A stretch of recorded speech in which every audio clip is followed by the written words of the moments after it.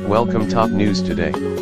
With every act, with every presidential proclamation, Donald Trump is becoming the president we've been hoping for since the close of Ronald Reagan's last term.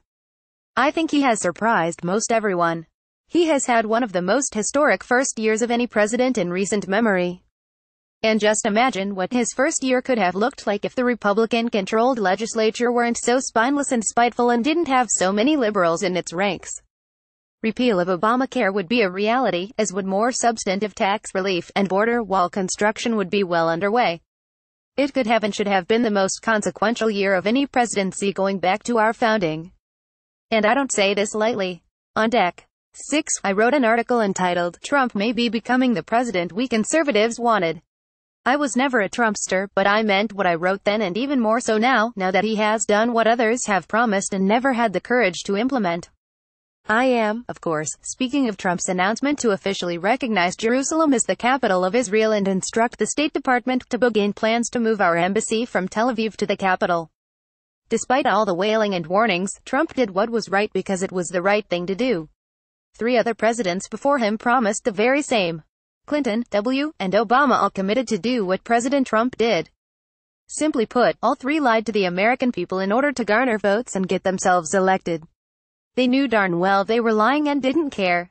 During each of their campaigns, all 3 stood at a podium and exclaimed that Jerusalem would be recognized as the capital in the U.S. Embassy would reflect that fact.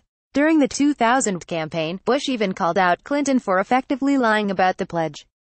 Of the great statesman of the last 30-somewhat years, the only one to have the stones and the honesty to keep his promises said, by these same past presidents, to be the liar among them, and not up to the task.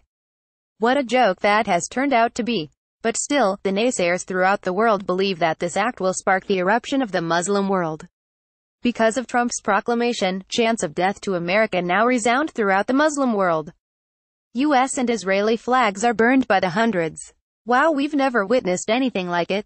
Oh wait, yes we have. We see it every time we say or do something of which Muslims don't approve.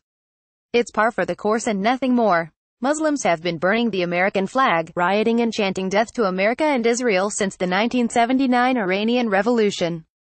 Heck, if one were into crass commercialism, one might set up a kiosk franchise to sell American and Israeli flags in every major Muslim city.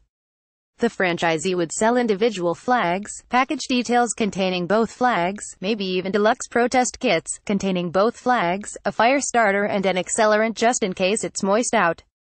You could make a fortune.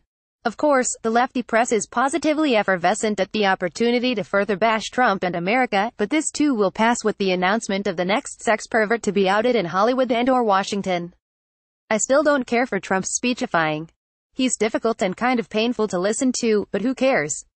I'm sure no one relished having to stare at Abraham Lincoln for any length of time while he spoke.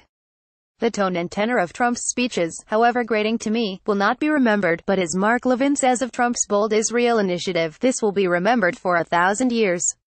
Show your appreciation to President Trump for all his accomplishments. Send a card to the White House, for free, at thanktrump.us.